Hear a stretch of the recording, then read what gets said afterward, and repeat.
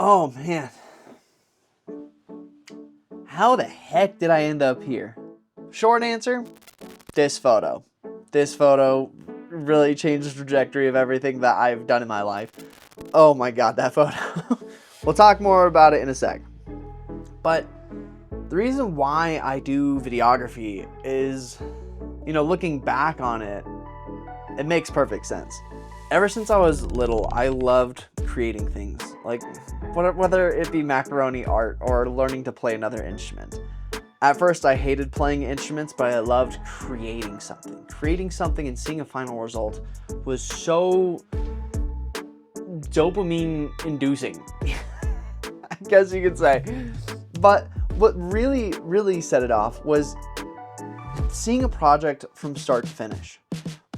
I remember the first instrument I learned was a ukulele, and now I know 14 different instruments, but I've actually never even picked up a camera until like 4.5 years ago, which sounds insane because I always hear people talk about how they've been photographing since they were like 13 years old, or like, oh, they worked in their high school's journal or whatever it may be. I never really had growing up with a camera experience. I grew up with playing instruments mostly because, again, I loved creating things. Now, I went to college for 6 years. From it, I have 3 degrees in which I don't really use, the main one being a bachelor's degree in communication. And I've been able to use that in a way to communicate storytelling through visuals, but communication degrees nowadays are honestly being replaced by AI, which is totally fine. But like the art of communication, I feel like that still has a place when it comes to humanities, I guess you could say. But I don't want to get too philosophical here. The turning point, the coup de grace of like, oh my gosh, I should do this, was actually at my own wedding. For my wedding, my wife and myself skimped out on having a high-end videographer and a high-end photographer. Now, the photo that I mentioned before, this guy's face is blacked out because I don't want to talk bad about anyone, but as a person who is not a wedding photographer at that point in time, I know a photographer should never be up there for the first kiss. Don't get me wrong, some photographers linger up there throughout the vows and other stuff to capture tears and moments like that, but for the first kiss, absolutely not.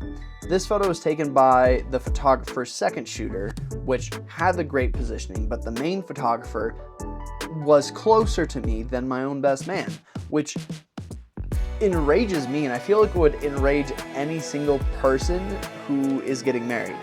I've shown that photo to multiple vendors and they lose it. They're like, how can someone call themselves professional when they do that? Videography was definitely different at my wedding because it was very cut and dry. It was just a 3.5 hour long video of everything that happened. Now, my wife and I didn't pay a ton of money for this videographer, so we expected something like this, and we weren't disappointed. However, when I look back on our wedding film, I cherish it more and more as the years go on. Not only do I get to see those moments, I get to relive those moments, which is extraordinarily special. But what makes it even more special, besides the fact that it was my wedding, is I actually lost one of my groomsmen earlier this year. He died at the age of 25. But at the end of my wedding film, I got a ton of special messages and wishy wells.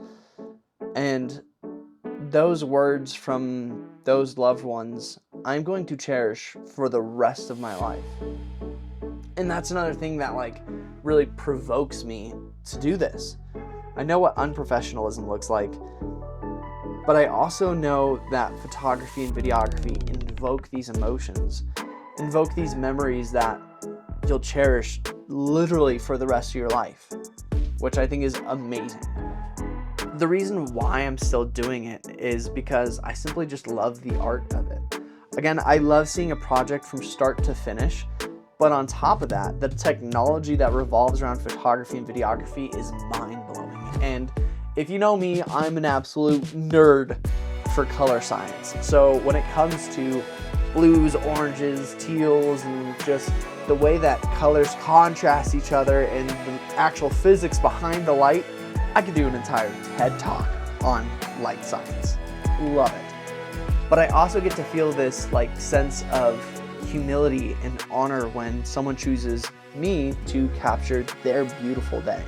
And on top of that, when it comes to business sales, I do business to business sales because I love connecting with people. I love networking. I love sitting down for a cup of coffee and hearing your life story, but at the same time, I love to retell that story in a way that fits you and your brand.